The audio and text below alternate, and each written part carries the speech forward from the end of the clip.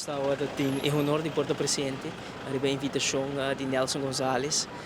e Fundação Art Rap, que está localizada aqui na San Nicolás. É uma bonita exposição de arte, diferentes artistas contemporâneos expressando arte. Nós temos de visita para sostener a indústria criativa, para sostener San Nicolás e sostener os artistas contemporâneos, que faz uma exposição bonita de Caia de San Nicolás Aue, conjuntamente com a excelência governador Alfonso Buchhout, me tinha o privilégio de por experienciar a bonita exposição aqui, com a gente de San Nicolás, com artistas que escolher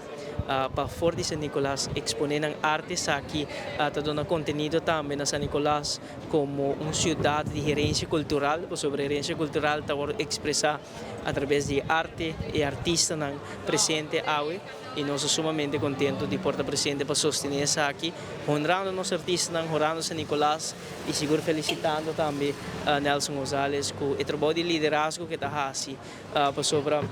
nós podemos mirar artistas internacionais que estão participando de um programa de intercâmbio. Tem artista venezuelano, tem artista de Puerto Rico presente que vem e faz investigação a gerência cultural de San Nicolás e através de inspiração aqui na desenvolvendo arte que agora expõe e seguro bonito momento de nos banda nós sostener a indústria criativa, nós sostener artistas contemporâneos e nós temos honra no trabalho, honra na arte, na obra de maneira sempre tabisa e alma de nossa comunidade viva de criatividade de nos artistas e nós temos para celebrar a exposição aqui para ir de Brug na San Nicolás. Art Rap Foundation, como non-for-profit organization based in San Nicolás, tem programa de Artist in Resident. Nos lanza un open call, resultando ganador Yafet Cruz Cordero de Puerto Rico y Riley Steven Jansen de Colombia, Venezuela. Entonces, invita a dos artistas contemporáneos para vir viva y trabajar en San Nicolás para 6 semanas, investigar sobre la memoria de la esclavitud. Conjuntamente, 4 artistas locales a join el grupo de artistas expositor AWE y nos ha compilado una exposición de arte contemporáneo usando Squire Building como un pop-up exhibition space next to our foundation here in San Nicolás. Y está conformada por Alida Martínez como artista consagrada, Olga Van Bohoven, Natusha Cruz y Velvet Sue Ramos. Conjuntamente con